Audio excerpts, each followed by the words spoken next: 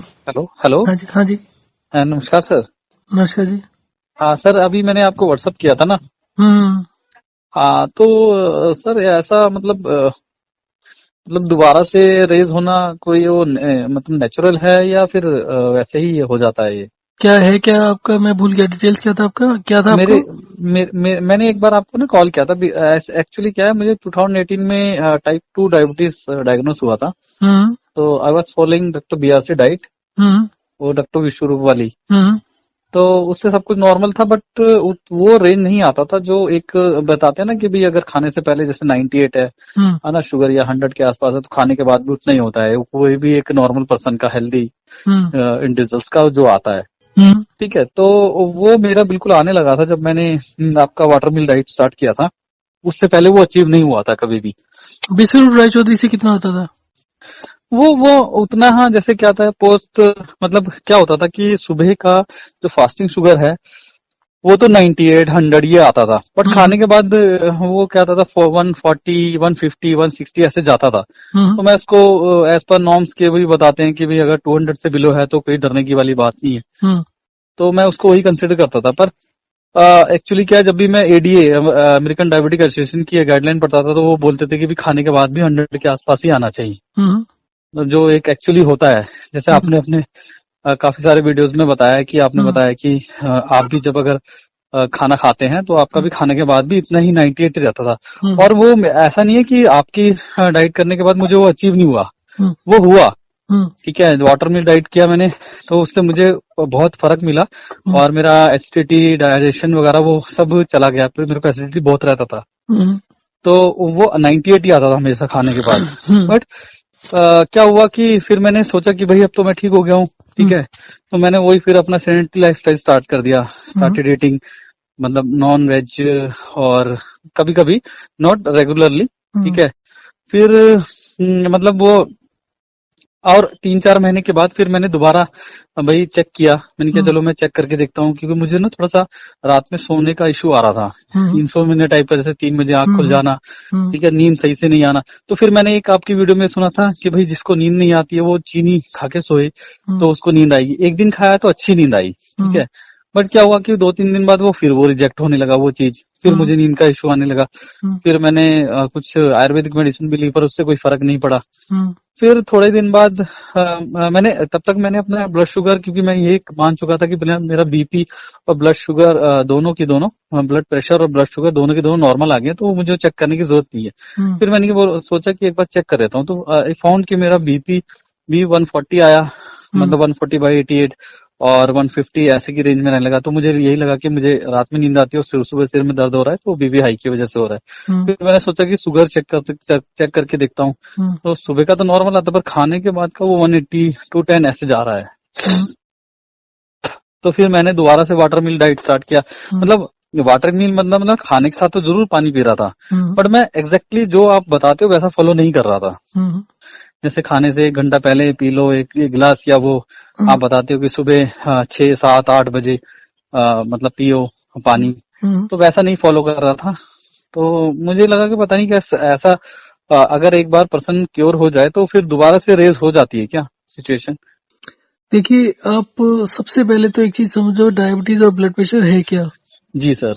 Diabetes और blood pressure is a metabolic syndrome.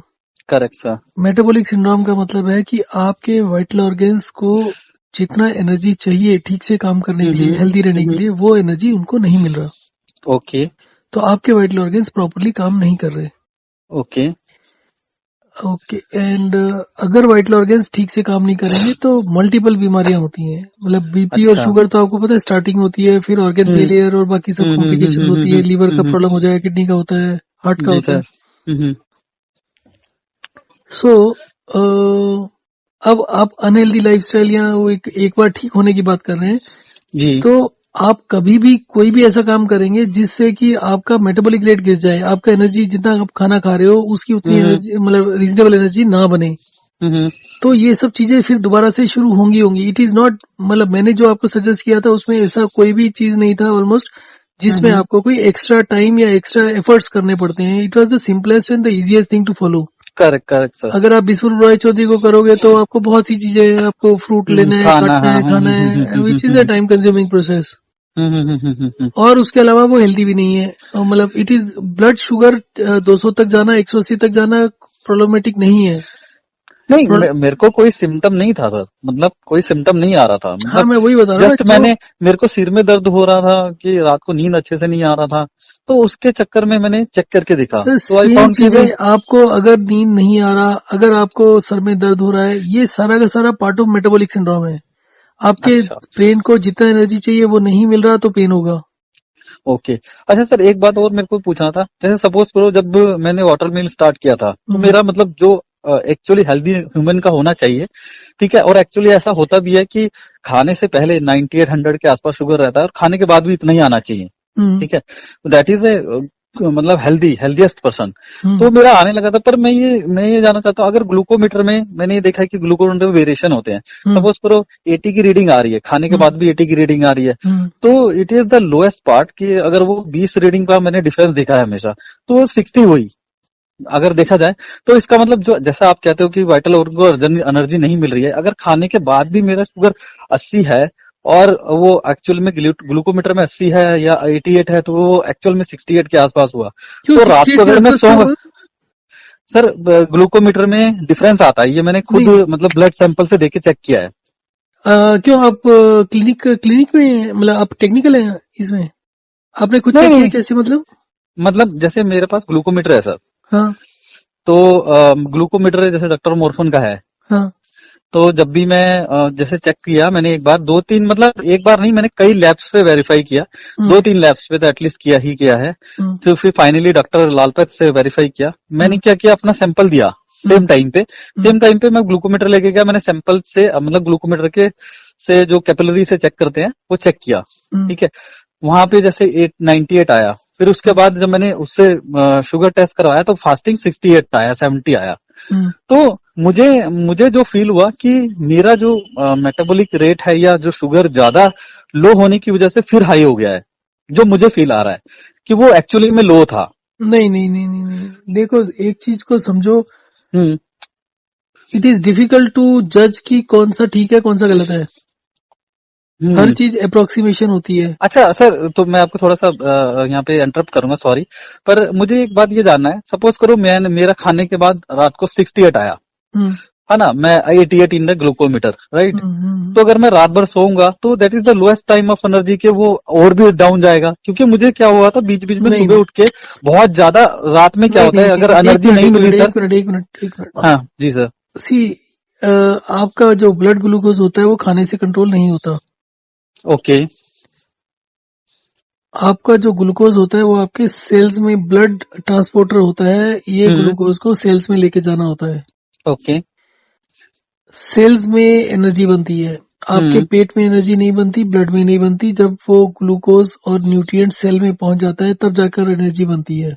Okay so जब पहली चीज तो ये हो गई आपके वेरिएशन का कारण कि आपके, अगर मान लीजिए आपने खाना खाया हम्म तो डाइजेस्टिव सिस्टम जो होता है, डाइजेशन प्रोसेस जो होती है वो एनर्जी इंटेंसिव होती है, उसमें बहुत एनर्जी लगती है।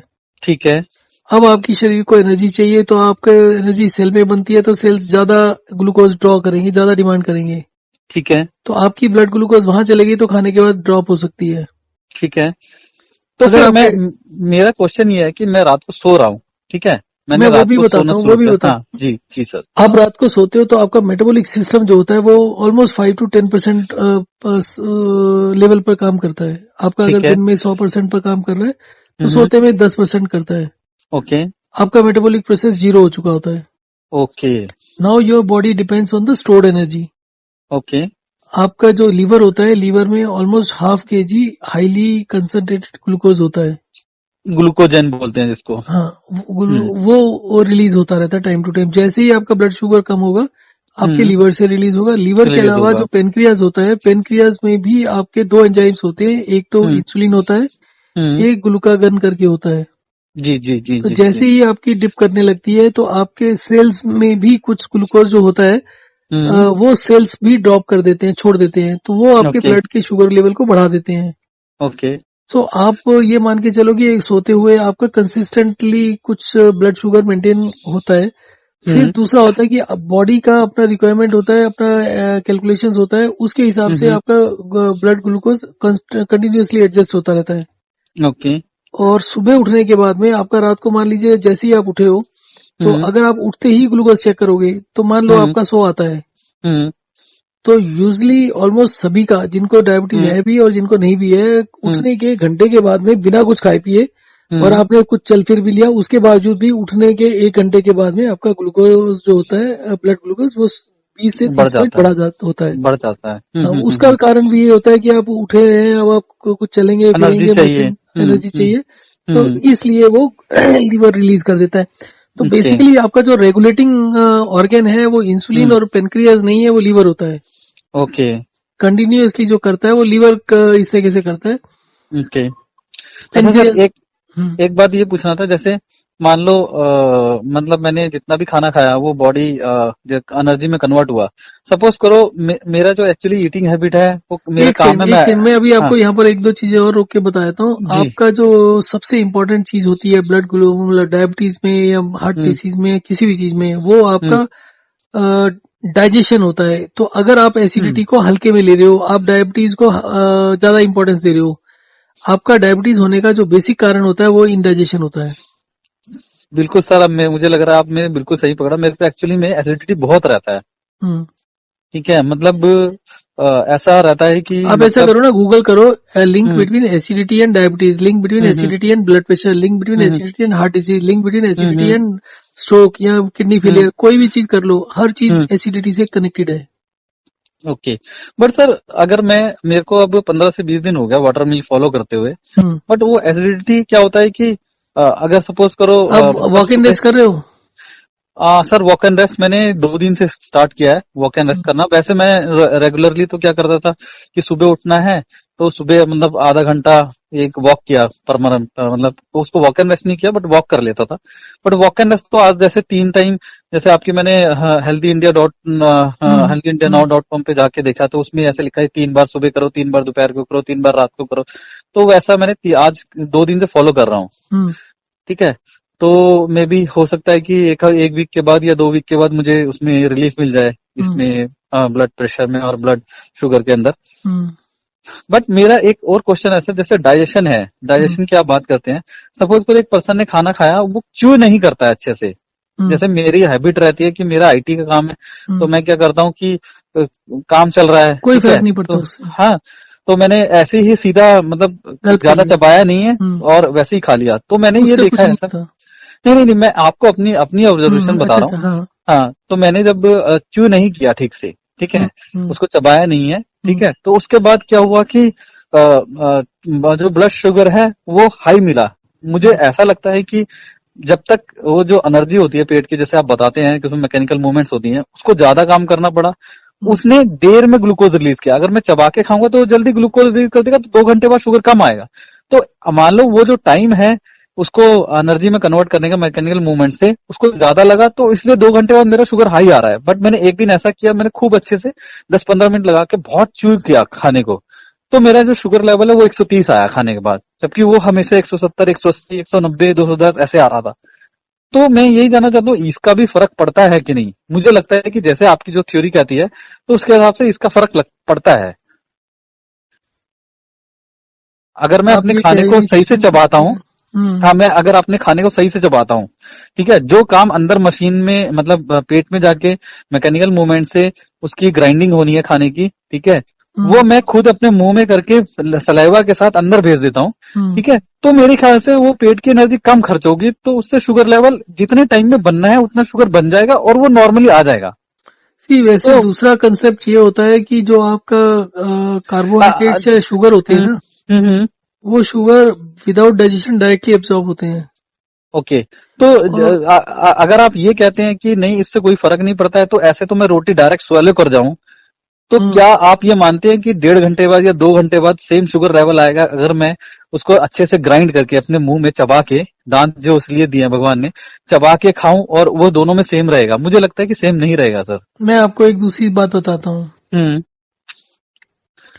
एक ललन टॉप पर वीडियो था, हाँ हाँ, ललन उसमें टॉप के बहुत सारे वीडियो देखे हैं मैंने। हाँ, ललन टॉप का एक जो वीडियो था इसी शुगर के ऊपर, वो ये था हम्म कि एक बारी एक स्टडी करी गई जिसमें 35 लोग थे।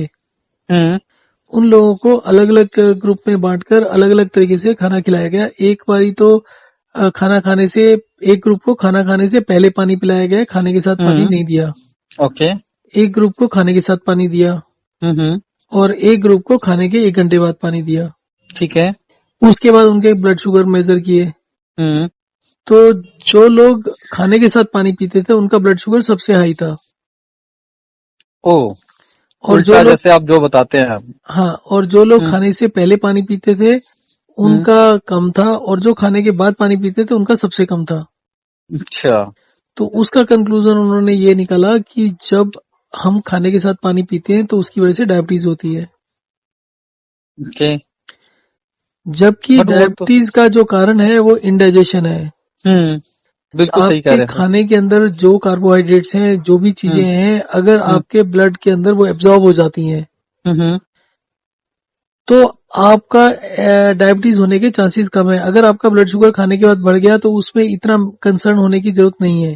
ओके। अ, आपका बढ़ रहा है, उसके उसको आप सर एक चीज मैं ये भी रोकना चाहूंगा आपको कि जैसे मैं सुबह स्टूल पास करने जाता हूँ ना, हम्म तो जो एक एवरेज पर्सन को स्टूल आता है, स्टूल आना चाहिए मतलब नॉर्मल सख्त सा आता है ना, मतलब सख्त इन द हम्म सेंस एक प्रॉपर फॉर्मेशन में आता है। वेल फॉर्म्ड कहते हैं, हाँ। हाँ, वेल फॉर्म्ड, देखिए वो ऐसा नहीं आता है। मुझे क्या होता है कि कभी ब्लैक स्टूल पास होता है, ठीक है, हम्म कभी क्या होता है कि बहुत लूज स्टूल पास होता है, कभी मतलब मेरा लूज ही स्टूल पास होता है हमेशा। वो जो एक नॉर्मल पर्सन को नॉर्मल स्टूल पास होता है, क्योंकि मैं देखता हूँ तो पहले जो ऐसा होता था कि नॉर्मल एक स्टूल पास होता था, बट अभी क्या होता है वो मतलब लूज रहता है, मतलब एक हार्ड हाँ, स्टूल वो नहीं भी रहता है। वो भी एक इंडिकेशन है इंडाइजेशन की।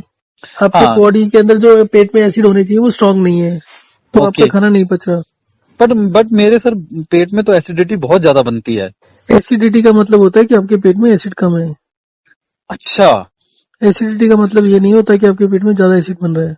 ओके। और मैं सर जब पानी पीता हूँ, मैंने जैसे आज का दिन अपना बहुत ज्यादा पानी मैंने ज्यादा पिया, क्योंकि मैं नॉर्मली ऐसे पानी पी भी नहीं रहा था ज्यादा। हम्म ठीक है, आपके इस पे एडवाइस से जैसे जो आप फॉलो बताते कि भाई पानी कम पीना चाहिए, तो हम्म फिर मैंने आज जैसे हर घंटे में एक पानी पिया। तो जब भी मैंने पानी पिया तो हम्म मेरा जो अंदर का जो एसिड था ना, वो हम्म सब वॉमिट करके बाहर आया। आज दिन में बहुत बाहर आया। तो वॉमिट जैसे हुआ आप कह आपको? रहे हैं, हाँ वॉमिट हुआ, मतलब एकदम जैसे कहते हैं ना एकदम बाहर बैक बैक मारना। और कल क्या हुआ वो था? कल कितना पानी पिया था? कल तो नॉर्मली जैसे खाने के साथ ही पानी पिया मैंने जनरली। ठीक है। 3 गिलास आज सिर्फ? सिर्फ 3 गिलास। ओके। हाँ, और आज मैंने क्या किया, इवन आज मैंने जैसे चाय भी पी, एक चाय पी। ठीक है। और दिन में हर घंटे में 1 गिलास पानी पिया, तो जो एडिस एसिड था ना बॉडी हम्म में बन रहा था, वो बाहर हुआ, तो मुझे ना उससे रिलीफ मिला। मतलब जो पेट में एक अजीब सी बेचैनी सी रहती थी ना, अजीब सा रहता था, तो वो आज नहीं हुआ। बाहर आया मतलब एक्चुअल में उल्टी हुई, वॉमिटिंग हुई, क्या हुआ? नहीं, एक्चुअल में उल्टी नहीं हुई। वो खट्टा खट्टा जो पदार्थ होता है ना, मतलब हम्म खट्टा खट्टा जो जो भी गले में सब्सटेंस आता है। होता है, हाँ, वो गले में आता है। उसकी वजह से ना मेरे हर एक साइड में कान में पेन रहता था, तो मैं उसको सोचता था कि यार मेरे को टॉन्सिल्स हो रहे हैं, बट एक्चुअली वो रीजन ये था कि एसिडिटी थी। हम्म ठीक है। तो आज जैसे मैंने ज्यादा पानी पिया, तो वो बाहर आ गया, तो ना तो आज मुझे कानों में कोई दर्द हुआ, ना ही गले में दर्द हुआ। तो वो हम्म चीज मेरी ठीक रही आज। ठीक हम्म है, क्योंकि वो एसिड था, एक्स्ट्रा फॉर्मेशन जो हो रहा था, वो हम्म बाहर आ जा रहा था। वो हम्म। वॉमिट कहो आप, या उसको बुआ उसको बोलो कि जो नहीं गर्ड नहीं होता है, एसिड रिफ्लेक्स होता नहीं है, नहीं वो नहीं नहीं, बाहर की तरफ आके। आपके आपका जो एसिड है वो पानी होने की वजह से ज्यादा डाइल्यूट हो गया, इसलिए आपको हर्ट नहीं किया। ओके। और जैसे जैसे आप पानी बढ़ाते रहेंगे आपके एसिड्स और कम होते रहेंगे। आपकी बॉडी के ओके। अंदर हर चीज बैलेंस करनी होती है, आपको पानी को कम ज्यादा करना होता है, और वो कम ज्यादा हम्म। करके आपका एसिडिटी 1-2 महीने में ठीक हो जाती है। ओके। अब सबसे पहले तो डाइजेशन को समझो। डाइजेशन का मतलब है कि आपका इंडाइजेशन का मतलब है कि नॉर्मल आदमी अगर 4 घंटे में पचाता है तो आप 6 घंटे में पचा रहे हैं। हम्म। तो सबसे जरूरी चीज ये होती है कि आप अनहेल्दी खाना कुछ नहीं होता। आप जो मर्जी खाओ, नॉनवेज खाओ या कुछ भी खाओ, वो अनहेल्दी नहीं हम्म होता। हम्म।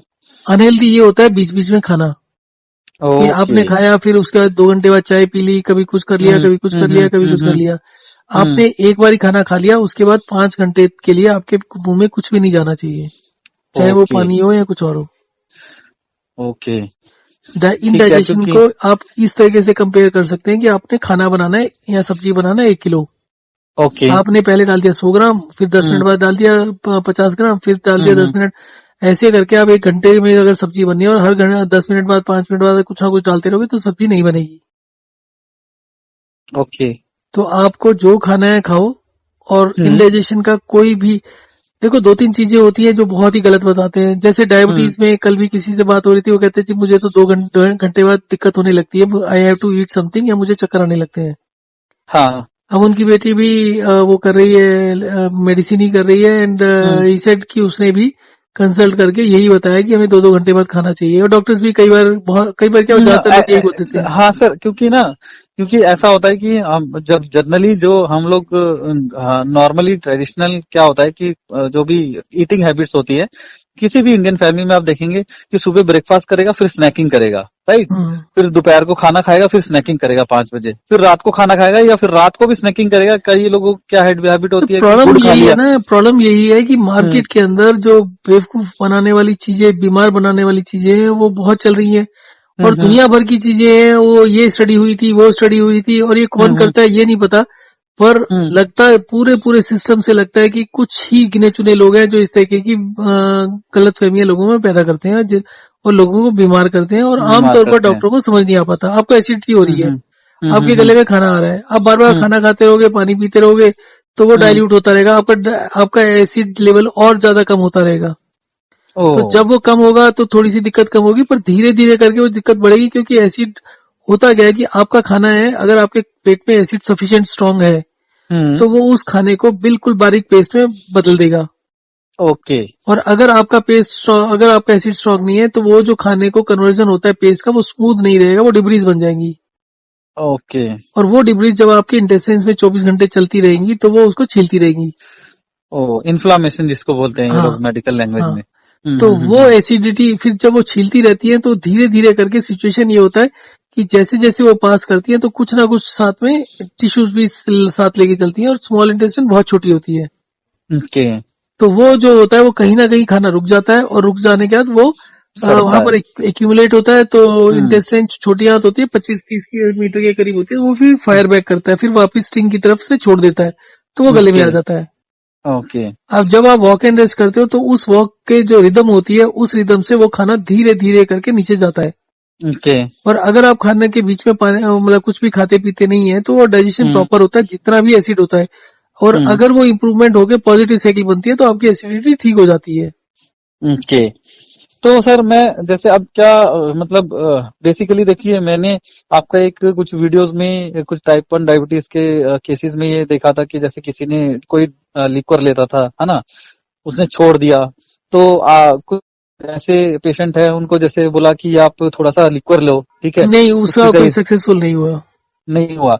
तो उसमें मैं एक्चुअली क्या है सर, मैंने आज ऐसा करके देखा, मैंने लिक्वर लिया, हम्म, ठीक है, आज लिया, ठीक हम्म, है, और वो वही लिया वैसे ही कि जैसे आप बताते हो कि नीट लेना है, कोई पानी नहीं हम्म, डालना है, कुछ नहीं। हम्म, मैंने 30 ml के 2 पैक लिए, ठीक हम्म, है।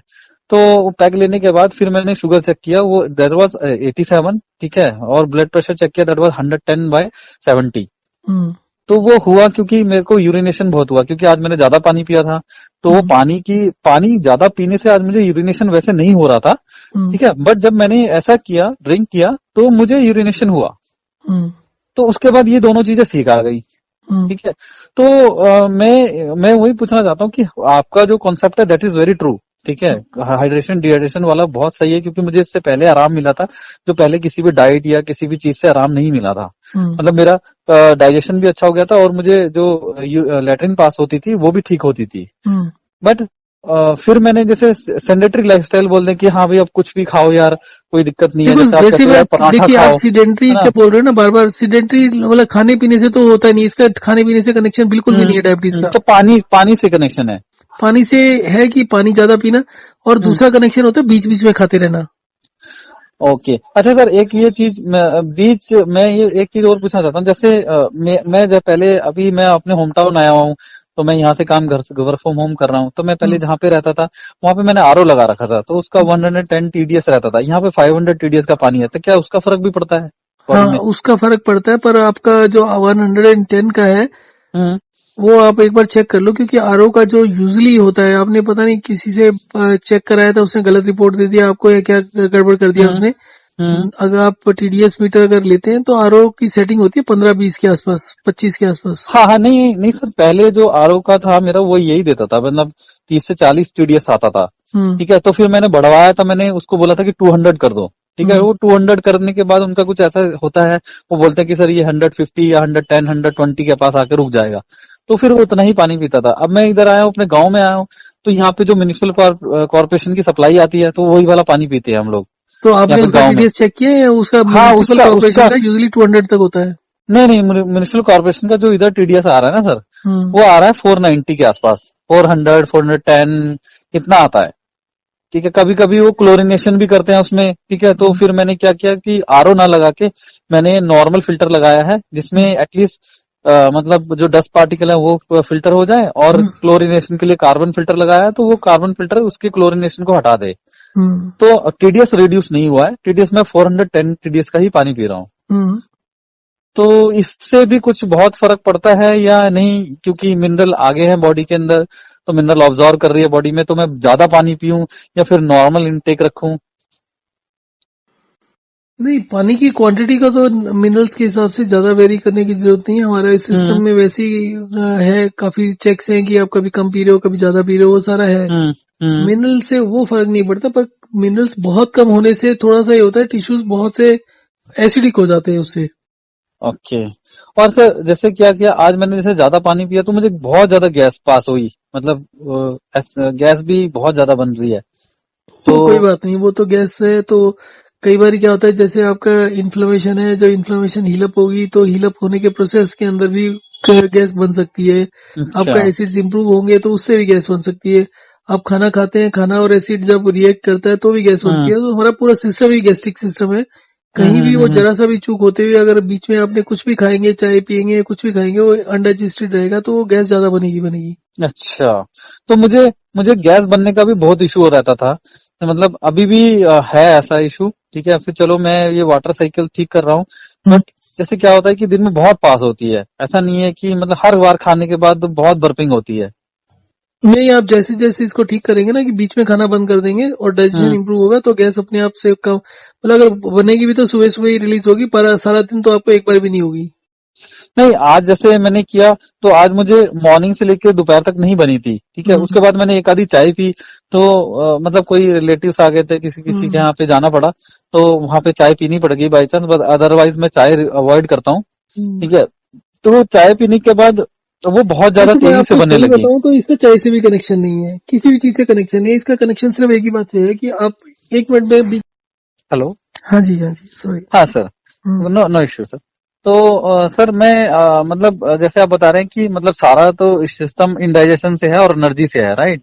हाँ, नहीं, मैं चाय के बारे में बता रहा था। चाय से हाँ। गैस नहीं बनती है। अगर आप चाय खाने के साथ ही पी लोगे ना, हम्म तब वो गैस नहीं बनाएगी। हम्म खाने के बीच बीच में पीने से इंडाइजेशन बढ़ता है, क्योंकि खाना आपका जितना भी पेस्ट बना होता है वो नीचे होता है, पानी ऊपर, या लिक्विड या कोई भी चीज बाद में जो खाएंगे वो ऊपर आएगी, और उसके लिए दोबारा दोबारा एसिड नहीं बनते हैं। तो मतलब अगर मैं खाने के साथ चाय पीता हूँ तो नहीं बनेगा आपके हिसाब से? हाँ, एसिड तब नहीं नहीं बनेगा? बनेगा। अगर खाने के आधे घंटे, 1 घंटे, 2 घंटे, 3 घंटे बाद पियेंगे, तब बन सकता है। वो इंडाइजेशन पैदा करता है। अब ओके ये 2 खाने के बीच में कुछ भी लोगे तो वो इंडाइजेशन पैदा करेगा ही करेगा। ओके, ठीक है सर।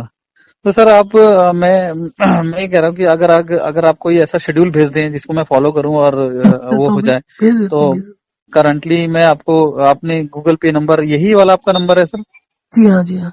ठीक है, मैं आपको 1000 रुपीज जो आप बताते हैं अपने वीडियो में, तो मैं वो आपको अभी ट्रांसफर कर देता हूँ। ठीक है, ठीक है, शेड्यूल ठीक में है, भेजता हूँ। हाँ आप शेड्यूल भेज दीजिए, और इसी व्हाट्सअप नंबर मैंने किया है, जैसे मैंने आपको सिचुएशन भी बताई है सारी। हाँ जी, हाँ ठीक जी, है, इसी पे तो कर दो। उसके हिसाब से आप एक शेड्यूल बना के भेज दीजिए, ठीक है, तो मैं उसको फॉलो करता हूँ, then I share the feedback to you कि भाई क्या ठीक है, आगे चल रहा है क्या नहीं चल रहा है। ठीक है ठीक जी, है, ठीक, और फिर अकॉर्डिंगली मैं आपसे टच में रहूंगा सर इसके ठीक है जी, regarding. Thank you, okay thank you. Okay.